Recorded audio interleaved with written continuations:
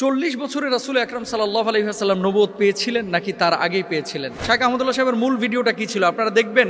নবুয়তের পূর্বে রাসূল আকরাম সাল্লাল্লাহু আলাইহি ওয়াসাল্লাম কোন ধর্ম পালন করতেন? গুরুত্বপূর্ণ প্রশ্ন। নবুয়তের পূর্বে আমাদের প্রিয় নবী সাল্লাল্লাহু আলাইহি ওয়াসাল্লামের ধর্ম কি ছিল? যদি বলেন যে কোন ধর্ম অনুসরণ করতেন না, তাহলে নাউজুবিল্লাহ উনি কি ধর্মহীন ছিলেন নাকি?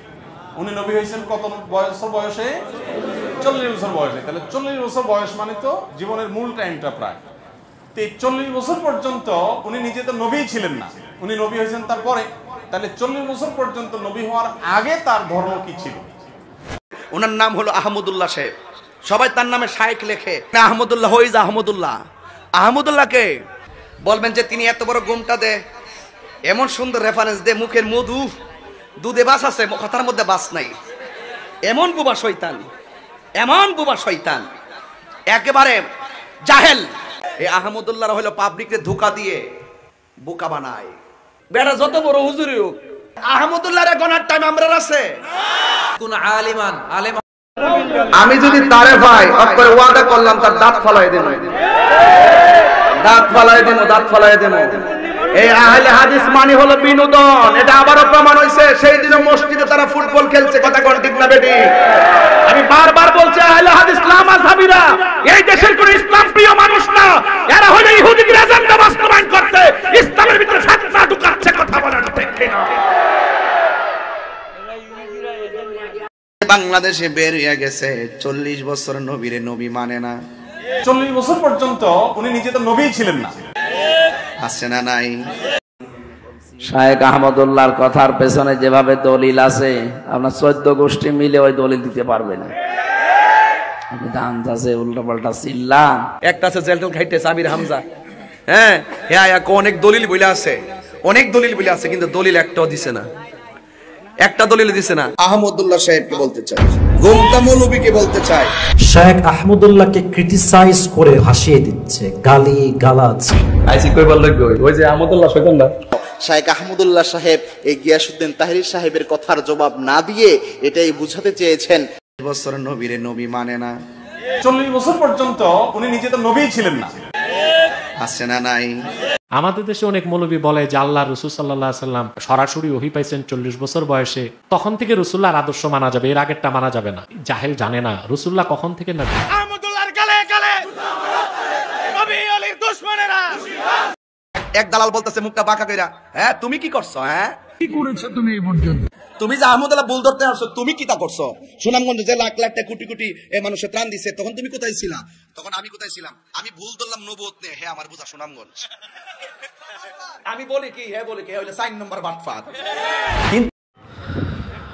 আমাদের যারা ইউটিউবার, এদের অনেক অবদান আছে। আমি সব জায়গায় তাদেরকে সাপোর্ট করি। শুনে দেখবেন, আমার থেকে বেশি সাপোর্ট ওদেরকে কোনো জায়গায় কেউ করছে এরকম রেকর্ড নাই।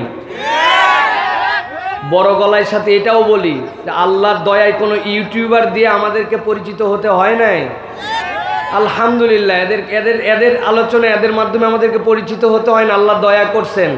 তারপরেও তাদেরকে আমরা সাপোর্ট করি, কিন্তু এদের কিছু কার্যক্রম এমন হয় যে মানুষজন বিরক্ত হয়ে যায়।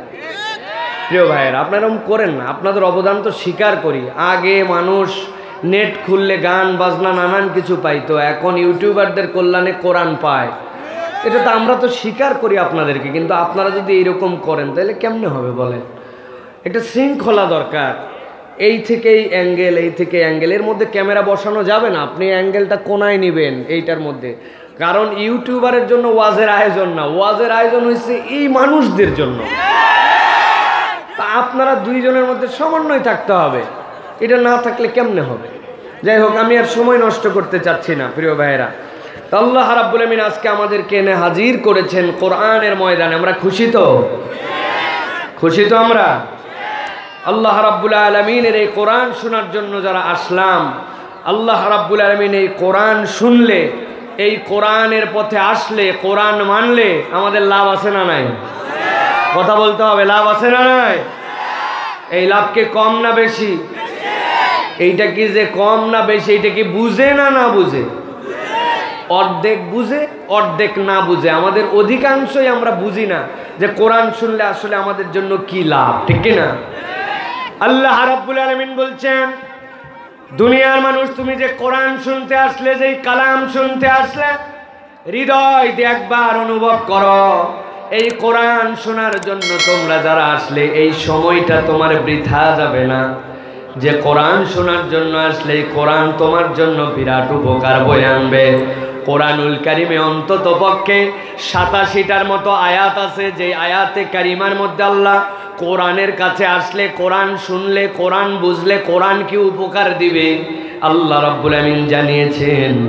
আমি সেখান থেকে একটা আয়াত কোরআনুল কারিমের 10 নম্বর সূরা, সূরা ইউনূস, এই ইউনূসের মধ্যে আল্লাহ রাব্বুল আমিন তাবৎ পৃথিবীর মানুষের জন্য বলছেন, ইয়া আইয়ুহান নাস قد جاءتكم موعظة من ربكم وشفاء لما في الصدور।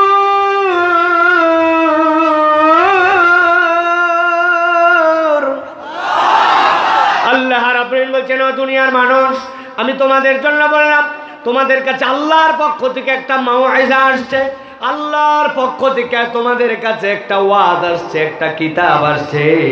আল্লাহ বলছেন, এই কিতাবের কাজ কি? এই কিতাবটা তোমাদের কাছে কেন পাঠালাম? আল্লাহ বলছেন, দুনিয়ার সব মানুষ জেনে নাও। আল্লাহ বলছেন, এইটার মৌলিক কাজ হচ্ছে শিফাউল লিমা ফিস সুদূর।